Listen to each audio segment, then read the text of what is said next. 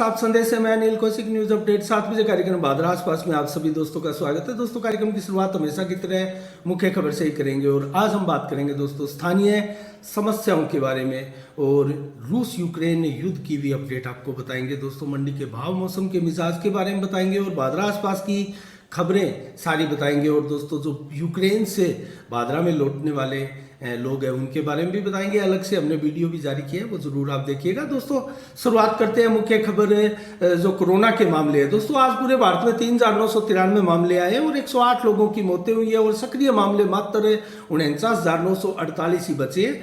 तो ये कोरोना की न्यूज रही दोस्तों। और आज 8 मार्च को क्या विशेष दिवस है दोस्तों? वसुंधरा राजे सिंधिया, जो कि राजस्थान की पूर्व की मुख्यमंत्री भी रही है, उनका 1953 में आज के दिन जन्म हुआ था। उनका जन्म दिवस है। भाजपा के लोग, उनके समर्थक उनका जन्म दिवस मना रहे हैं। और आज दोस्तों 8 मार्च को विश्व अंतर्राष्ट्रीय महिला दिवस है। तो महिला दिवस के ऊपर अनेकों दोस्तों कार्यक्रम आज गांव क्या, शहर क्या और सभी जगह अनेकों कार्यक्रम महिला दिवस को लेकर हो रहे हैं। और दोस्तों, मैं आपको बताऊं तो 1911 से लगातार महिला दिवस, विश्व महिला दिवस मनाया जा रहा है। और विश्व महिला दिवस के ऊपर भी हम आपको भादरा की प्रमुख महिलाओं के बारे में जरूर बताएंगे, बहुत संक्षिप्त में और जल्दी से बताएंगे। दोस्तों, शुरुआत करते हैं। तो भादरा की कौन कौन सी ऐसी महिलाएं हैं जो प्रथम उपलब्धि अर्जित करने वाली है और प्रथम वो महिलाएं हैं जो कि भादरा का गौरव बनी है। दोस्तों, इसके लिए सबसे पहले हम जिक्र करते हैं, राजनीति से जिक्र करते हैं, जो कि विधायक का चुनाव लड़ी है या राजनीतिज्ञ है। तो दोस्तों, 1985 में जब लालचंद डूडी एलकेडी पार्टी से विधायक बने थे 38,870 वोट लेकर, उस समय विनर तो लालचंद डूडी रहे थे, रनर रही थी विमला चौधरी। दोस्तों, ज्ञान सिंह चौधरी की धर्मपत्नी, जो कि स्वर्गवासी हो चुकी है, वो एक बार प्रधान भी रही है। तो वो कांग्रेस की टिकट लेकर दोस्तों पहली बार भादरा क्षेत्र से राजनीति में पदार्पण करने वाली और चुनाव लड़ने वाली 1985 में ये महिला नेत्री है, जिन्होंने 29,643 वोट लिए थे। उसके बाद में दोस्तों विमला डूडी आई, उनका भी हम आपको बताएं तो 2003 में जब डॉक्टर सुरेश चौधरी निर्दलीय विधायक बने थे 37,893 वोट लेकर, 993 वोट लेकर, उस समय दोस्तों रनर रही थी यहाँ विमला डूडी, स्वर्गीय लालचंद डूडी की धर्मपत्नी, जो कि मंत्री भी रहे हैं और भादरा के बहुत शानदार सफलतम विधायक भी रहे हैं। 3 बार चुने गए थे। विमला डूडी को दोस्तों भाजपा की टिकट मिली थी और 33,327 वोट लेकर विमला डूडी यहाँ रनर रही थी, नंबर 2 पर रही थी। इसके बाद में दोस्तों जिक्र करें नौर का, तो नौर में दोस्तों 1990 में सुचित्रा आर्य, जो कि है जनता दल की टिकट लेकर 38,913 वोट लेकर विधायक बनी थी दोस्तों 1990 में नौर से। इसके बाद में भी सुचित्रा है, जो कांग्रेस की टिकट लेकर 1998 में विधायक बनी थी 61,996 वोट लेकर। और इसके बाद अगर देखें तो वो 2 बार रनर रही है। 2003 में रनर रही, कांग्रेस की टिकट लेके 35,340 वोट लिए। और नंबर 2 पर 2008 में भी रही थी सुचित्रा आर्य, कांग्रेस की टिकट लेकर 46,746 वोट लेकर। तो ये नौहर की प्रथम महिला हम मान सकते हैं, सुचित्रा आर्य को राजनीति में पदार्पण करने वाली। राजगढ़ से दोस्तों इंदर सिंह पूनिया जब 1993 में विधायक बने थे, कांग्रेस की टिकट लेकर 36,934 वोट लिए थे। तो उस समय कमला कस्बा भाजपा की टिकट मिली थी दोस्तों। उस समय हमारे क्षेत्र में सबसे पहले भाजपा की टिकट कमला कस्बा को मिली थी और 32,161 वोट लिए थे। तो ये राजगढ़ की पहले ही महिला नेत्री हम इनको मान सकते हैं। और इसके बाद में ये रनर भी रही थी। नंदलाल विधायक बने थे जब पूनिया 2003 में, उस समय कमला कस्बा भाजपा की टिकट लेकर 29,927 वोट लिए थे। और उसके बाद में 2008 को भी विधायक बनी थी एक बार कमला कस्बा भाजपा की टिकट से, 47,244 वोट लिए थे। तो 2008 में विधायक भी बनी थी। और इसके बाद में 2013 में दोस्तों रनर रही थी जो मनोज न्यांगली, यहाँ 59,624 वोट लेकर विधायक बने थे राजगढ़ में। उस समय 54,798 वोट लेकर कमला कस्बा भाजपा की टिकट से एक बार फिर से रनर बनी थी। तो ये राजगढ़ का। और चूरू का अगर जिक्र करें तो 1995 में दोस्तों हमीदा बेगम कांग्रेस की टिकट लेकर 22,398 वोट लेकर विधायक बनी थी। तो अमीदा बेगम का भी शुरू से अच्छा रिस्पॉन्स है। और बादरा नगर पालिका में पहली महिला चेयरमैन दोस्तों हम आपको बताएं तो 23वीं चेयरमैन थी बादरा की, और संपत देवी नाटा बनी थी और पूरा अपना कार्यकाल किया था। वो 28/8/2000 से चेयरमैन बनकर 28/8/2005 तक चेयरमैन रही और अपना कार्यकाल पूरा किया। उसके बाद में अगर सशक्त मजबूत महिला नेत्री का जिक्र करें तो 2015 में रईसा बानो भी चेयरमैन बनी थी और अपना पूरा कार्यकाल किया था। इसके अलावा प्रधान की बात करें तो दोस्तों 17/2/1995 से 2/1/1998 तक बिमला चौधरी, ज्ञान सिंह चौधरी की धर्मपत्नी, प्रथम प्रधान के रूप में भी वो यहाँ बनी थी और बादरा की प्रथम विधायक महिला प्रधान हम उनको मान सकते हैं।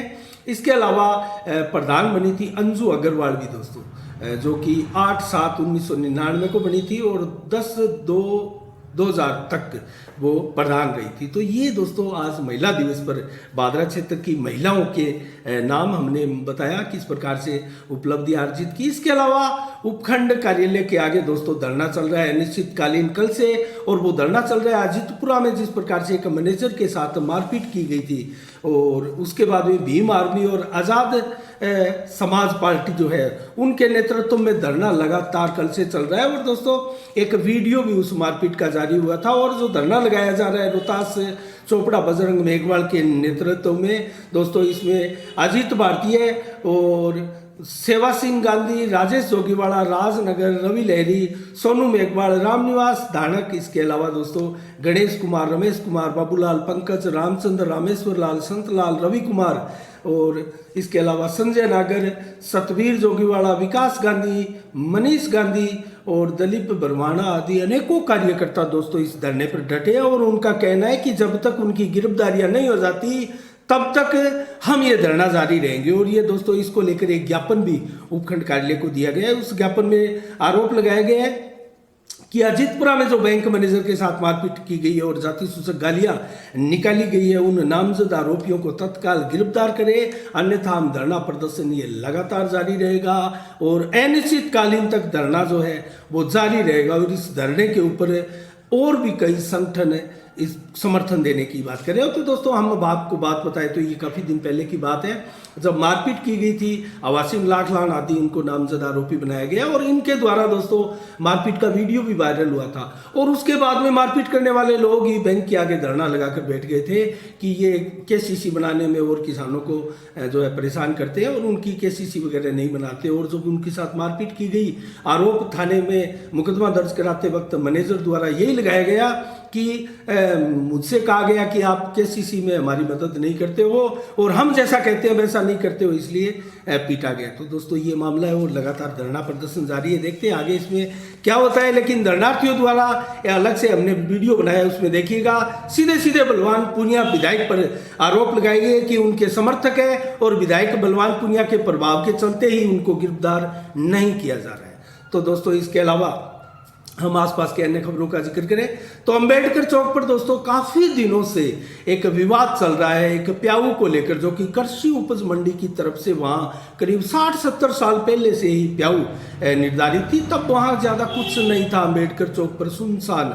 एरिया हुआ करता था। लेकिन उस समय एक प्याऊ थी और उस प्याऊ में एक सरकार की तरफ से नियुक्त कर्मचारी भी था और महिला पिछले काफ़ी वर्षों से वहाँ लोगों ने देखा भी है और उनको सैलरी भी मिलती थी और वो अब वहाँ प्याऊ में पानी पिलाने का कार्य करती थी। तो दोस्तों उस जगह को लेकर कुछ लालची लोगों का है, सामाजिक तत्वों की उनकी नज़र इस जगह, ये जगह ज़्यादा नहीं है दोस्तों, 10x20 की करीब है और तिकोनी जगह है। एक जगह 10 है तो वहाँ 0, 2 या 3 फुट पर आकर 0 भी हो जाती है। तो ऐसी तिकोनी जगह है उसके लिए, क्योंकि वो अंबेडकर चौक पर स्थित है तो काफ़ी कीमती जगह है, उसको लेकर लालची लोगों द्वारा दोस्तों एक विवाद उत्पन्न किया जा रहा है। और सारे के सारे धर्म, हिंदू धर्म के संगठनों के लोग और व्यापारियों ने दोस्तों वहाँ जो है प्याऊ पुनः बनाने की पहले भी जरूरत की थी, लेकिन प्रशासन ने आके रोक दिया था। यहाँ भी आरोप लगाया जा रहा है कि विधायक बलवान पुनिया के दबाव में जो प्रशासन है वहाँ प्याऊ नहीं लगाने दे रहा और उनका दबाव निरंतर लगातार जारी है। लेकिन दोस्तों कल वहाँ अचीवमेंट हुआ और बजरंग सहारण जो कि युवा नेता है भादरा की, उनकी टीम और उनके समर्थकों ने कल रात्रि को दोस्तों पूरी तरह से इस प्याऊ का निर्माण किया और वहाँ एक छोटा सा मंदिर अंदर बना दिया गया हनुमान जी का, और प्याऊ के रूप में वहाँ मटके पानी के रखे गए और एक प्याऊ का वहाँ लुक दे दिया गया। और दोस्तों इस प्रकार से इसको एक प्रकार से विवाद को निपटाने का प्रयास किया गया है। बाजार के लोग इसमें शामिल है, कई संगठनों के लोग भी इसमें शामिल है। तो क्या ये अब विवाद जो है वो मिट चुका है, निपटारा हो गया है? दोस्तों देखने वाली बात है।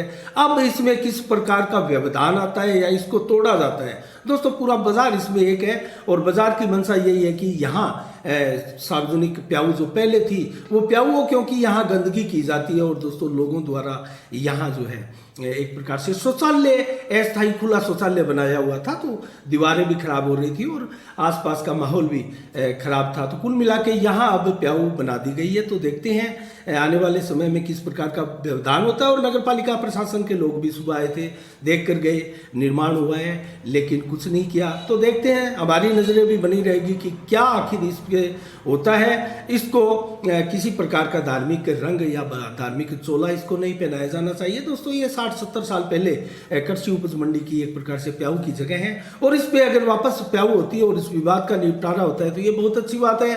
अगर अब इसमें तोड़ाफोड़ी की गई या प्रशासन द्वारा इसके अंदर हटाने का प्रयास किया गया तो ये विवाद दोस्तों बढ़ता हुआ प्रतीत होगा, जैसा कि पिछले कुछ दिनों से देखा गया है। तो कुल मिला के दोस्तों अन्य खबरों की ओर रुख करते हैं। हम आपको बताएंगे कि वार्ड नंबर 12 के भादरा के 22 वर्षीय आदिल यूक्रेन से लौटे हैं और उनका हमने अलग से एक वीडियो भी बनाया है और देखिएगा उनका इंटरव्यू है, उनके घर वालों की बातें हैं और किस प्रकार से वो यूक्रेन में फंसे थे और कैसे वहां से निकल कर आए हैं और कितने रुपए उनके बर्बाद हो गए मात्र 4 महीने में जब आदिल को वापस लौटना पड़ा। तो इसको लेकर भी पूरा वीडियो बनाया, आप जरूर इसको देखिएगा। इसके अलावा दोस्तों डुंगराना के एक रोहतास शर्मा द्वारा आरोप लगाया गया थी कि मैंने जनवरी में एक FIR दर्ज करवाई थी 31 जनवरी को कि सुअर फार्म से सुअर चोरी हो गए थे।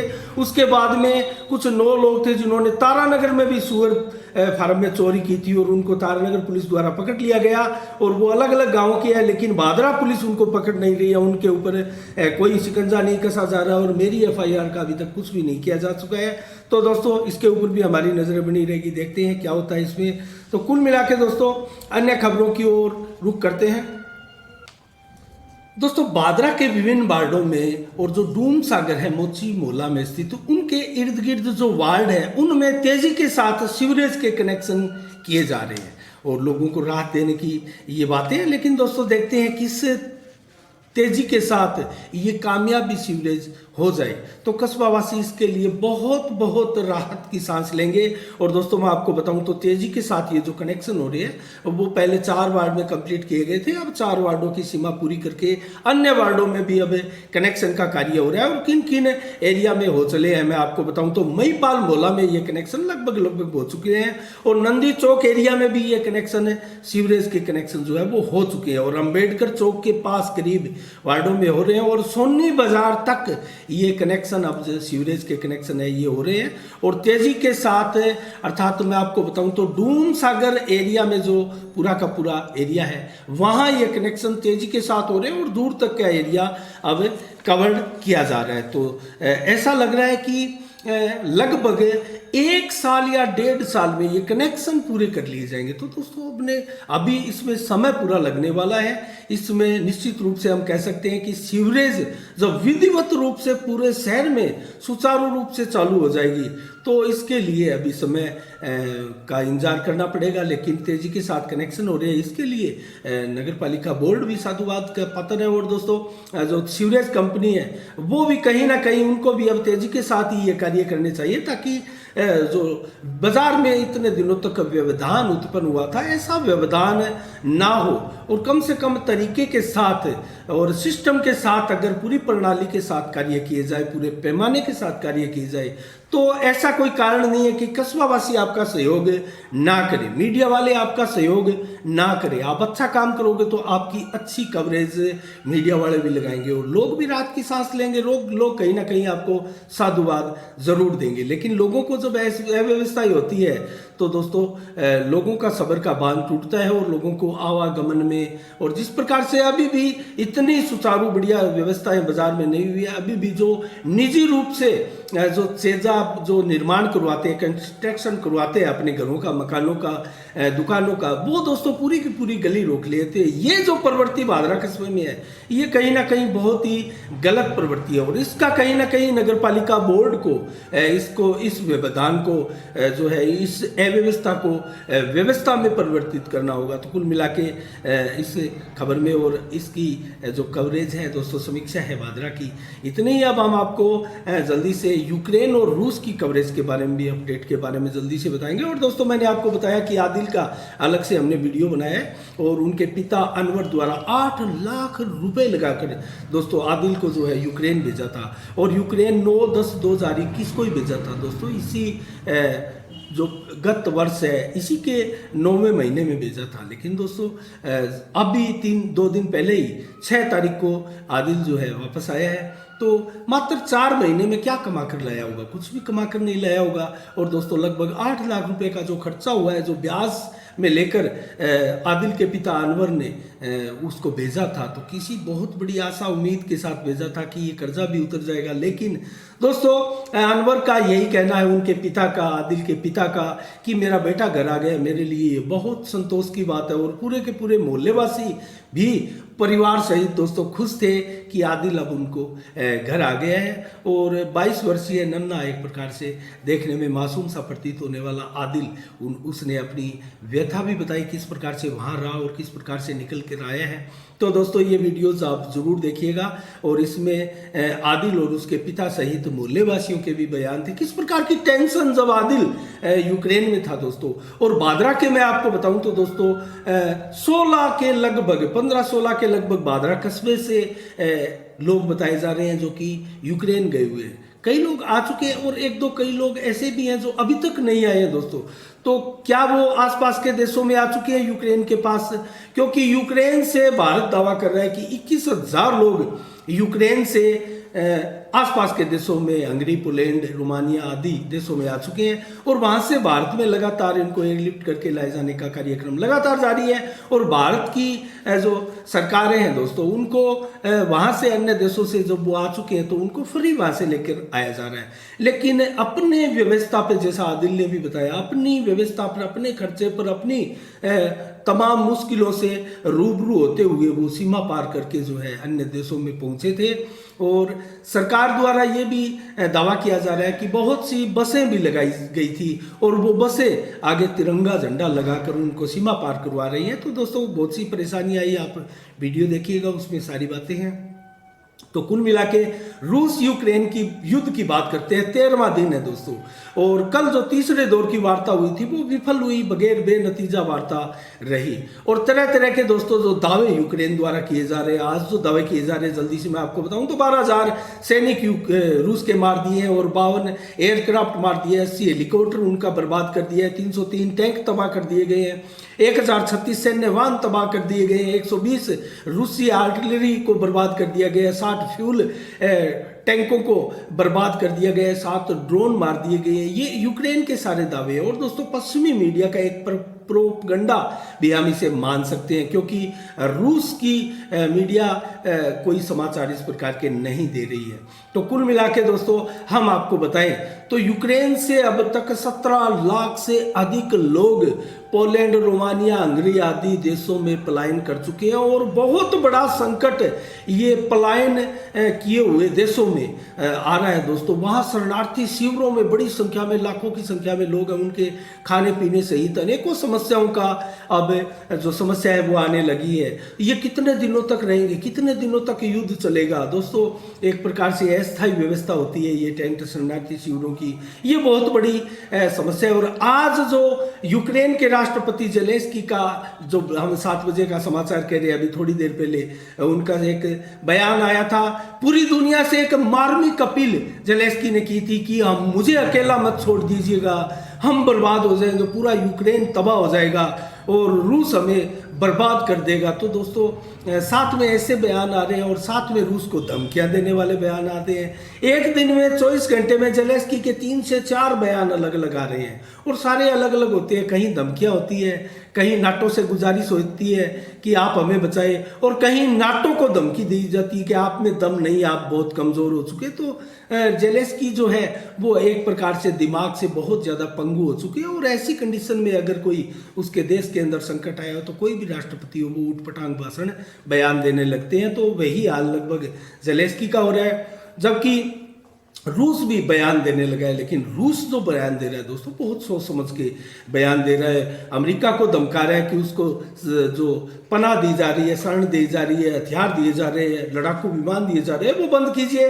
अन्यथा हम सीधा सीधा युद्ध में इन्वॉल्व समझेंगे और हमसे युद्ध आपको करना होगा, और हमारे न्यूक्लियर प्लांट जो सारे के सारे हैं वो एक्टिवेट है, और हम न्यूक्लियर अटैक भी करने पर विवश हो जाएंगे अगर इस प्रकार से आप यूक्रेन को मदद देते रहेंगे। तो दोस्तों कहीं ना कहीं अमेरिका अपने हित साध रहा है यूक्रेन की मार्फत, और रूस को कमजोर करने में लगा है। और ये सारा का सारा माइंड गेम दरअसल नाटो के मुखिया अमेरिका का ही है, लेकिन रूस ने दोस्तों बहुत कड़ा जवाब दिया एक प्रकार से यूक्रेन पर हमला करके, और यूक्रेन के दोस्तों दर्जनों की संख्या में शहर बर्बाद कर दिए गए, कई शहरों पर कब्जा कर लिया गया। अभी भी जंग लगातार छूटी है। 4 शहरों में कल जो है वो युद्ध विराम हुआ था, लेकिन वहां भी अब सायरन की आवाजें सुनने लगी है। तो कुल मिला के अभी युद्ध थमने वाला नहीं है, और ये किस ओर जाएगा। एक चीज मैं आपको और बताऊं तो नाटो देशों के और यूरोपियन संघ के यूक्रेन की भूमि के आसपास बॉर्डर एरिया में दोस्तों 1 लाख से कहीं अधिक सैनिक अमेरिका और यूरोपीय संघ के आ डटे हैं। तो क्या ये इशारे हैं कि आने वाले समय में विश्व युद्ध छिड़ सकता है? क्या न्यूक्लियर युद्ध भी छिड़ सकता है? दोस्तों अगर विश्व युद्ध हुआ तो न्यूक्लियर युद्ध होगा दोस्तों, कोई नहीं बचेगा, दुनिया बर्बाद हो जाएगी। और अगर अमेरिका या नाटो देश या यूरोपीय संघ या संयुक्त राष्ट्र संघ सीधा इस युद्ध में भाग नहीं लेता है तो रूस यूक्रेन को पीट पाट के छोड़ देगा, और जैसे तैसे है अपनी मंशाओं को पूरा करके, क्योंकि खुद भी रूस बर्बाद हो रहा है दोस्तों, उसकी अर्थव्यवस्था बुरी तरह से लड़खड़ा चुकी है। और ऐसे में रूस भी कहीं ना कहीं यही चाहता होगा कि जल्दी से इस युद्ध का समापन हो, क्योंकि यूक्रेन को उसने बहुत सबक सिखा दिया है और यूक्रेन के बुनियादी ढांचे को बर्बाद कर दिया है दोस्तों रूस ने। यूक्रेन को उभरने में 1 शताब्दी का समय लग जाएगा, 100 वर्षों का समय लग जाएगा दोस्तों,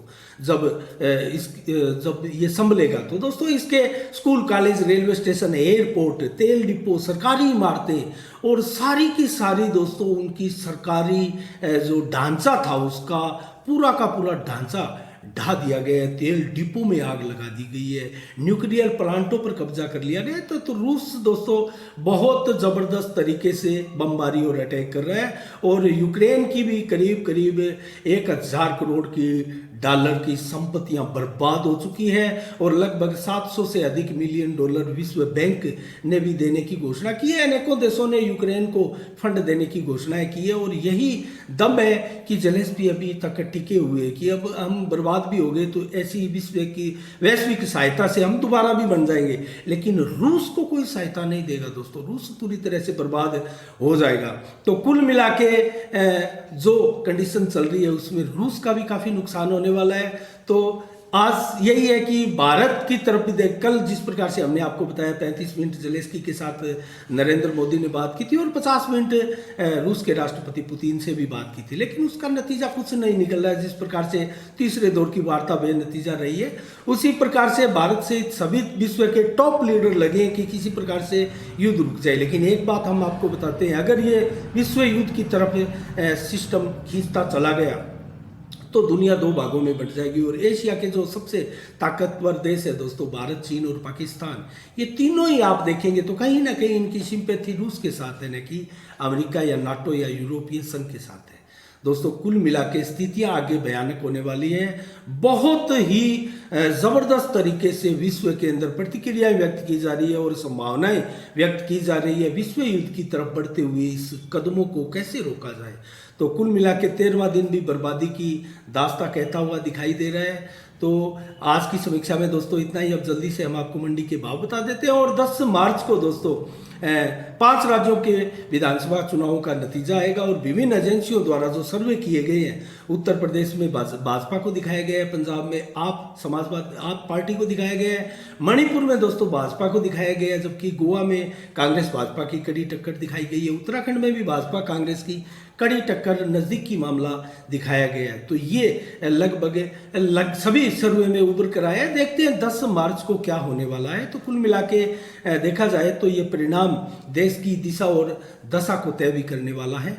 तो इसके अलावा मंडी के भाव शुरू करते हैं दोस्तों। भादरा में मूंग 6445 रुपये बिके हैं और आज गुआर के भाव 5450 से प्रारंभ हुए 5780 तक चले और 5615 औसत भाव रहे। नौर मंडी में मूंग 7000 दोस्तों, गुआर के भाव 5650, सरसों के भाव 7700, जबकि चना के भाव 4900 और मोट के भाव 5500 और गेहूं के भाव 2250। गेहूं के भाव बढ़ रहे हैं दोस्तों क्योंकि रूस और यूक्रेन दोस्तों गेहूं और मक्का बाजरा में दोस्तों लगभग विश्व के अंदर जो निर्भरता है वो 33% है। तो इसलिए गेहूं मक्का आदि के भाव बढ़ने विश्व में लाजमी है। और नौर में मूंगफली के भाव दोस्तों 5500 और लगभग नरमा के भाव 10,121 रहे। हनुमानगढ़ मंडी में नरमा दोस्तों 10,250 के भाव रहे, गेहूं के भाव 2250 रहे। और रायसी नगर मंडी में चना 4700, नरमा 10,380 सर्वाधिक भाव नरमे के रहे और गेहूं के भाव यहाँ भी 2250 रहे और सरसों के भाव 6600 रुपये रहे। तो ये रहे मंडी के भाव। अब जल्दी से मौसम का मिजाज बताएं तो 8 मार्च को आज दोस्तों 7 से 11 किलोमीटर की रफ्तार से हवाएं चली। जिस प्रकार से बादल थे 60-70% छाए हुए थे, तेज धूप थी, गर्मी का एहसास होने लगा है। रात्रि को भी 24 से 30 डिग्री टेम्परेचर रहेगा, 11 से 18 किलोमीटर की रफ्तार से हवाएं चलेगी और बादल बिल्कुल नहीं होंगे। लेकिन कल 17 से एक प्रकार से 27 डिग्री तक टेम्परेचर रहेगा दिन में। 9 मार्च को 29 से 32 रहेगा, दोपहर को 25 से 30 डिग्री टेम्परेचर कल शाम को रहेगा और 7 से 11 से लेकर 18 किलोमीटर तक की हवाएं आपको चलेगी। मिनी हल्का तूफान भी आपको नजर आएगा क्योंकि 40 से 45 किलोमीटर की हवा के झोंके भी आप महसूस करने वाले हैं। लेकिन बादल नहीं होंगे, 50 से 60% छाए रहेंगे दिन भर। शाम होते होते मात्र 10-20% बादल रहेंगे, लेकिन रात्रि होते होते फिर वो 80-90% छा जाएंगे और 19 से 22 डिग्री टेम्परेचर कल रात्रि को रहेगा और 11 से 14 किलोमीटर की रफ्तार से हवाएं चलेगी। तो ये रहे दोस्तों आज के शाम के 7 बजे के मुख्य समाचार और समीक्षाएं। कैसे लगी आपको कमेंट बॉक्स में जरूर हमें बताइएगा। और जिस किसी भी दर्शक ने अभी तक हमारा चैनल सब्सक्राइब नहीं किया है वो प्लीज अपना चैनल जो है वो सब्सक्राइब जरूर करें और वीडियो अच्छा लगे तो दोस्तों आगे भी इसको शेयर करना बिल्कुल ना भूलिएगा। आज के शाम के 7 बजे में इतना ही। कल ठीक शाम 7 बजे फिर आपसे रूबरू होंगे नई खबरों के साथ, नए समाचारों के साथ, नई समीक्षा के साथ। तब तक के लिए दोस्तों आप अपना बहुत बहुत ख्याल रखिएगा। मुझे दीजिएगा इजाजत। साफ संदेश से मैं अनिल कौशिक, नमस्कार। जय भारत, जय जय राजस्थान।